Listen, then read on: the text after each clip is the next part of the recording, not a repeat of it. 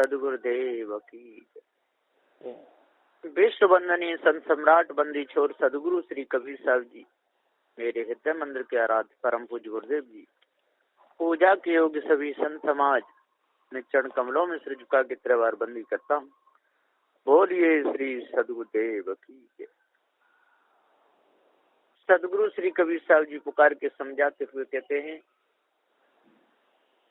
कि हे संतो भक्तों विद्वानों, आज सुंदर समय आया है और जगने का समय आया है, सोने का नहीं। मनुष्य की महिमा है, चेतन जीव अजर अमर अखंड नित्य स्वयं स्वरूप है। जब ये मनुष्य खाने में ये जीव आता है, ये विवेक और विचार की भूमिका है। यहाँ पर आकर के इसने यदि अपने आप को अच्छे ढंग से जान लिया कि मैं अजर अमर अखंड अविनाशी चेतन जीव हूँ, मेरे ऊपर कोई ईश ब्रह्म परमात्मा नहीं है, मेरे ऊपर कोई देवी देवता नहीं है, चारों तत्व जड़ हैं, पृथ्वी जल वायु अग्नि ये सारे के सारे जड़ हैं, सूर्य चंद्र ये सब जड़ हैं, ये मुझे नहीं जानते, मैं उनको जानता हूँ। पृथ्वी के गुण धर्म को अच्छे प्रकार से मैं जानता हूँ, जल के गुण धर्म को अच्छे प्रकार से मैं जानता हूँ, अग्नि के गुण धर्म को अच्छे प्रकार से मैं जानता हूँ, वायु के गुणों को अच्छे प्रकार से मैं जानता हूँ, पोल खंगोल आकाश को भी मैं जानता हूँ, है ना। मैं अखंड अविनाशी चेतन जीव हूँ। यदि मैं अपने आप को भूल गया और इन जड़ के चक्कर में फंस गया तो मुझे बार बार शरीर धरना और छोड़ना पड़ेगा। ईश ब्रह्म परमात्मा ये मेरे हृदय की उठी हुई कल्पना है। जब ऐसा पता मनुष्य को चल जाता है तब वो विवेक विचार की तरफ उसका झुकाव हो जाता है।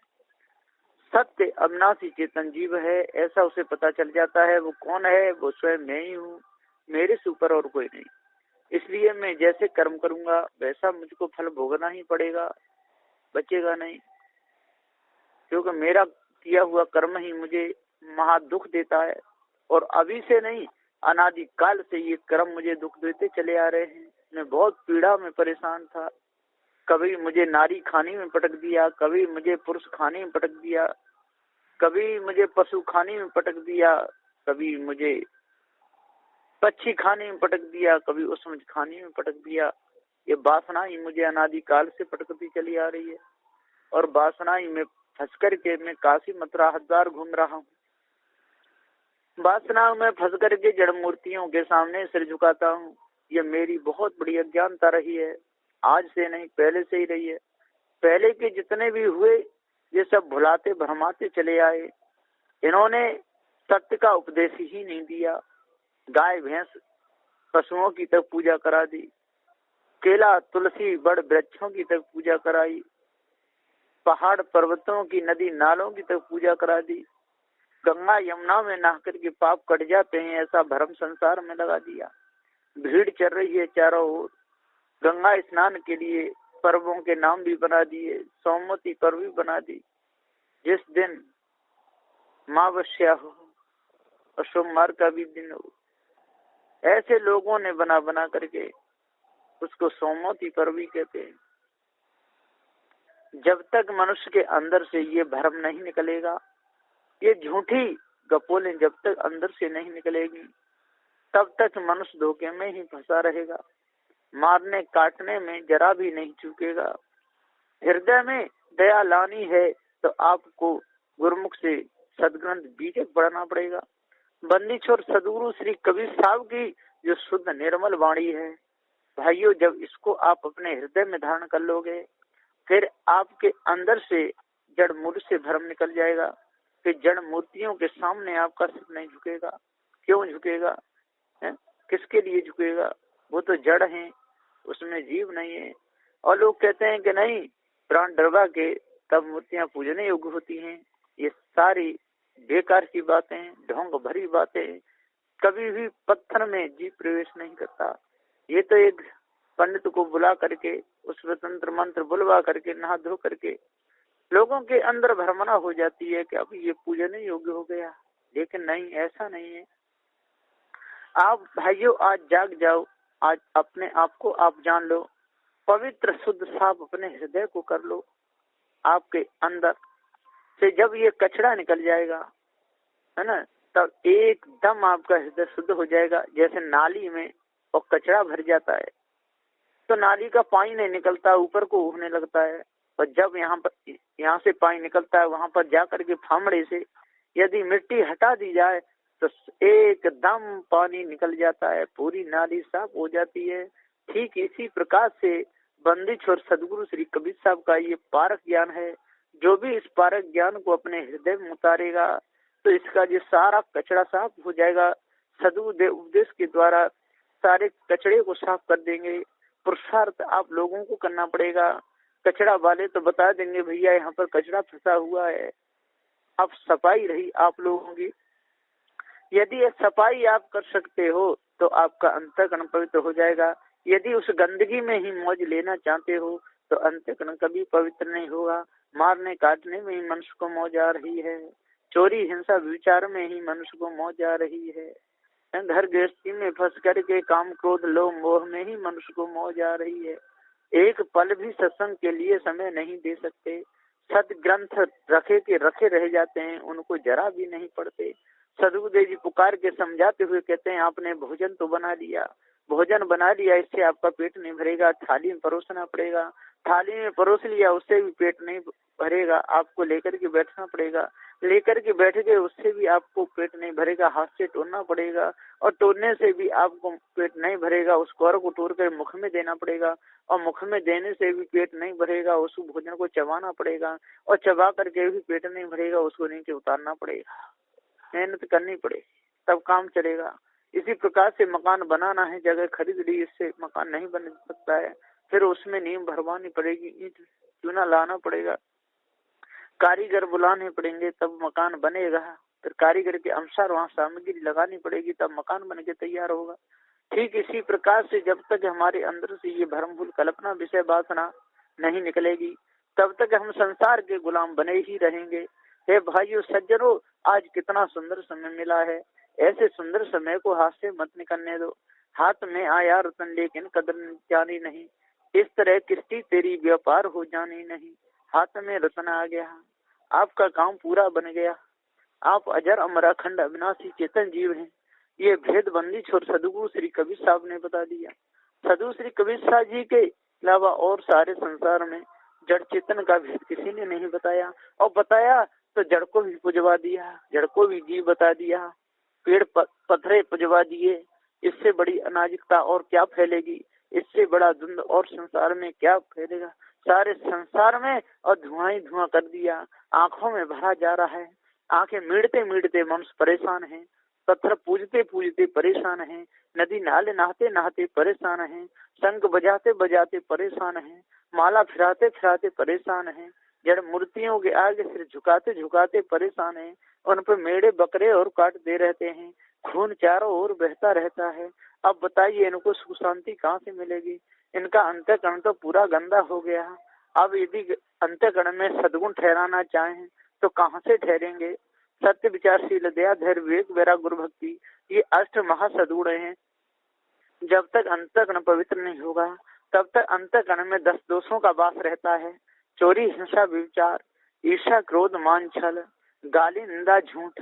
यदि इनसे बचना है तो परम विवेकी पारखी सदगुरु श्री कबीर साहब के अनुयायी जो वर्तमान में पारखी संत हैं, जो सत्य न्याय निर्णय का जो उपदेश देते हैं, इनके अंदर किसी प्रकार की कोई गुलामी नहीं, इनके अंदर किसी प्रकार का कोई पक्ष नहीं, संसार से बिल्कुल छूटे हुए हैं, जो अखंड बाल ब्रह्मचारी शुद्ध साफ पवित्र इनका हृदय है, पूरे ओजस से किसी प्रकार से अपने मन को गंदा नहीं होने देते।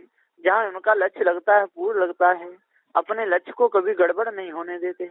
जड़ चेतन के भेद को जान करके परम विवेकी पारखी संत सदा छूटे ही रहते हैं, कभी भी किसी के लोभ में नहीं आते, कभी किसी के मोह में नहीं आते, कभी क्रोध में नहीं आते, कभी अपना काम नहीं बिगाड़ते, न दूसरे का काम बिगाड़ते, शुद्ध साफ मन को कर लेते हैं, और मन के विकार जिस दिन छूट जाए फिर दोबारा नहीं आते।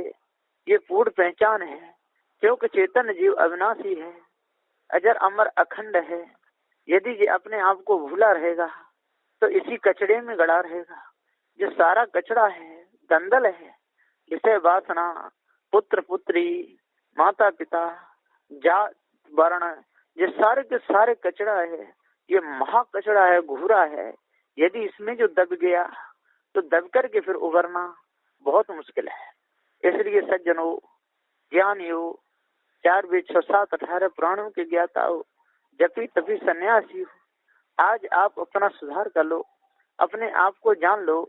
भांग धतूरा खाना छोड़ो, अफीम चरस पीना छोड़ो, शराब पीना अलग करो, चिलम पीना त्याग दो।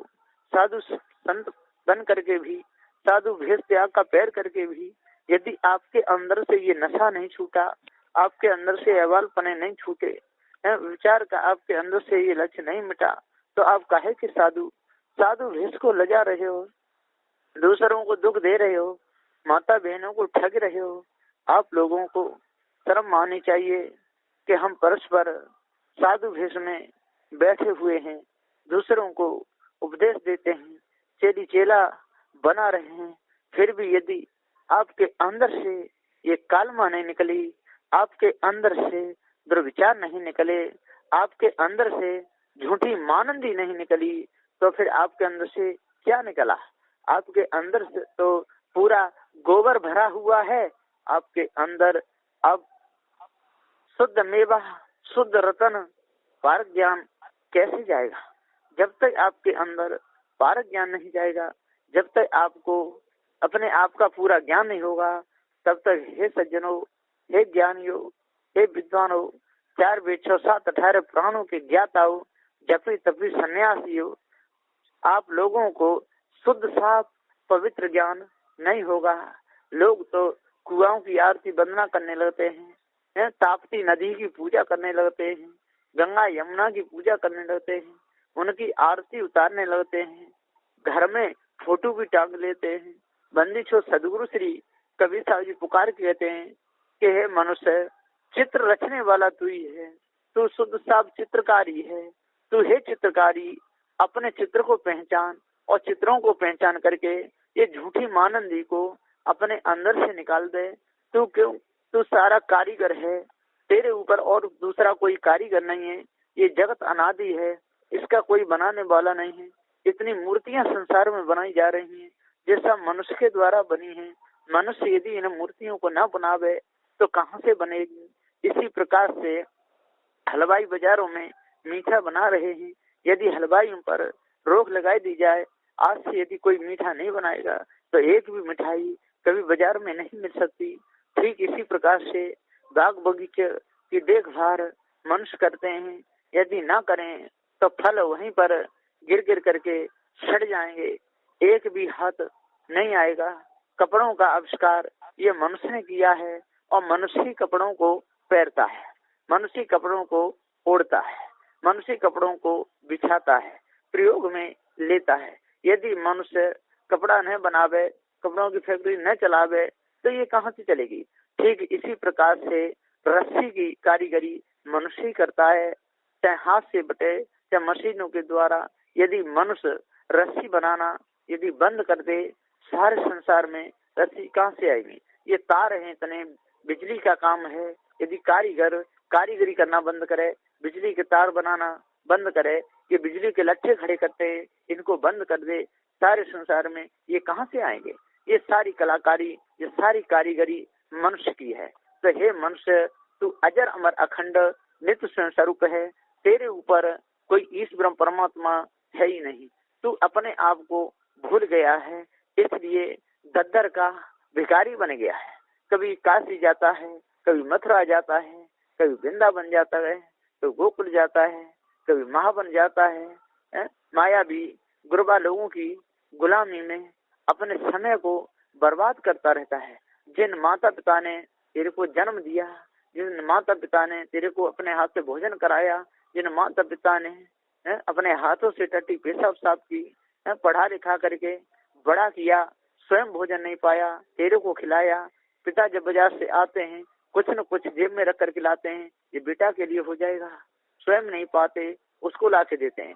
बड़े होने के बाद में हम पत्थरों को पूजने में समय निकाल देते हैं, उन माता पिता की तरफ नजर भी नहीं करते। जब तक हम शुद्ध साफ पवित्र अपना हृदय नहीं बनाएंगे, निदाग नहीं बनाएंगे, इन मायावी गुरु लोगों की बातों में फंसे रहेंगे, इसे वासना में समय बर्बाद करते रहेंगे, शराब पीते रहेंगे, मांस खाते रहेंगे, धोखे में फंसे रहेंगे, हमारे अंदर से कालमा कभी जीवन में नहीं निकल सकती है। इसलिए भाइयों, ये सत्य न्याय निर्णय का उपदेश है, जिसमें किसी का अपमान नहीं, किसी के लिए दुख देने का कोई इसमें काम नहीं, जिसमें सर्व जीवों को और संसार के चक्कर से भ्रम भूल कल्पना विषय वासना से बचाने का ये उपदेश बंदी छोर सदु श्री कबीर साहब जी का है। इसलिए ग्रंथों को लेकर के कभी लड़ना नहीं। 4 वेद 6 7 18 पुराणों की जो कल्पना है ये तो पशु बना देती है, तोरे तेंजी जम्बूर प्रकार की कुरान कल्पना है जिस सब मनुष्य को पशु बना देती है। इसलिए ग्रंथों का पक्ष छोड़ो, उनके प्रमाणों को देना बंद करो, वर्तमान में अपना सुधार करो, शुद्ध साफ पवित्र भोजन पाओ, तब आपके अंदर से कालमा निकलेगी और सभी प्रकार की बीमारी आपकी मिट जाएगी, आपका अंतःकरण शुद्ध निर्मल निदाग हो जाएगा। बस इन्हीं वचनों के साथ में मैं अपनी वाणी को विराम देता हूँ। बोलिए श्री सद्गुरुदेव की जय।